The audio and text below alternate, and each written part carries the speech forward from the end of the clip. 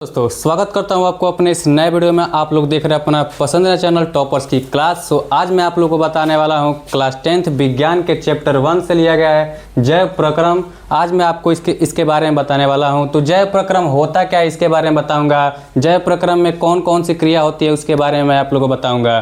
तो सबसे पहले देख लेते हैं जैव प्रक्रम होता क्या है। तो जैव प्रक्रम वे सभी प्रक्रम जो सम्मिलित रूप से अनुच्छेद का कार्य करते हैं उन्हें जैव प्रक्रम कहते हैं।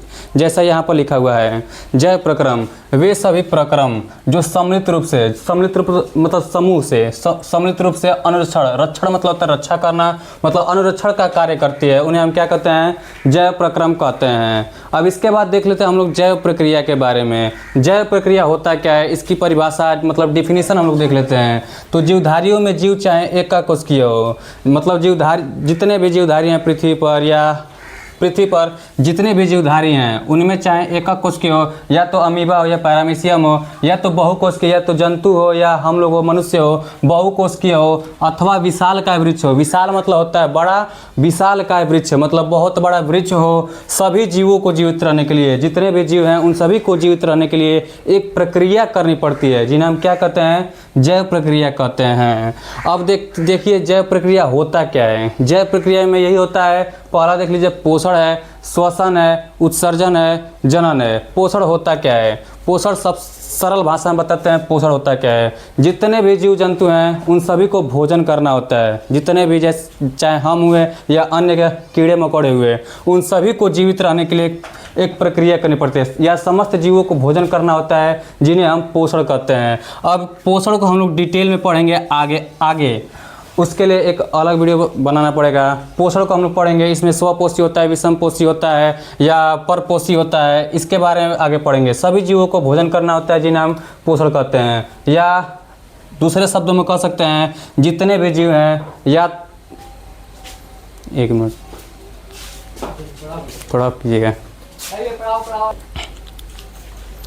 समस्त जीवों को भोजन करना होता है। समस्त जीवों मतलब सभी जीवों को भोजन करना होता है जिन्हें हम क्या कहते हैं पोषण कहते हैं। यही पोषण है। इसके भी बहुत सारे प्रकार हैं। पोषण के चरण होते हैं स्वपोषी, विषमपोषी। स्व मतलब होता है अपना, पोषी मतलब होता है पोषण, मतलब जो जंतु अपना भोजन स्वयं बनाता है वो स्वपोषी होता है। विषमपोषी या परपोषी, पर मतलब होता है पराया और पोषी मतलब होता है पोषण, जो अपना भोजन परायों से मतलब दूसरों पर निर्भर रहता है उसे हम परपोषी कहते हैं। इसके लिए एक अलग वीडियो बना देंगे। इसके बाद आता है श्वसन। इसी में होता है श्वसन। समस्त जीवों को भोजन से ऊर्जा प्राप्त करने के लिए भोजन के ऑक्सीकरण हेतु आवश्यक ऑक्सीजन की मात्रा से सभी जीव क्या करते हैं श्वसन करते हैं। इसके बाद तीसरा होता है उत्सर्जन।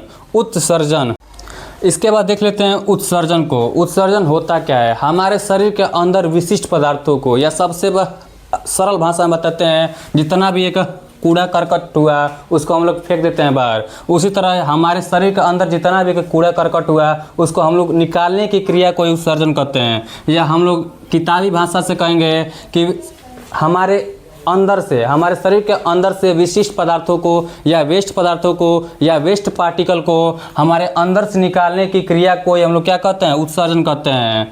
इसके बाद देख लेते हैं जनन। इसको बोलते हैं रिप्रोडक्शन मतलब होता है जनन।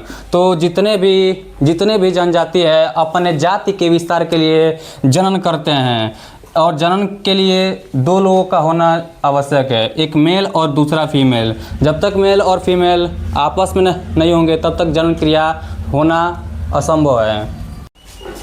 इसके बाद आता है जैव रासायनिक अभिक्रिया। तो देख लेते हैं जैव रासायनिक अभिक्रिया क्या होता है। तो जितने भी जीव हैं, जीवों में होने वाले विभिन्न प्रकार की रासायनिक अभिक्रियाओं को जैव रासायनिक अभिक्रिया कहते हैं।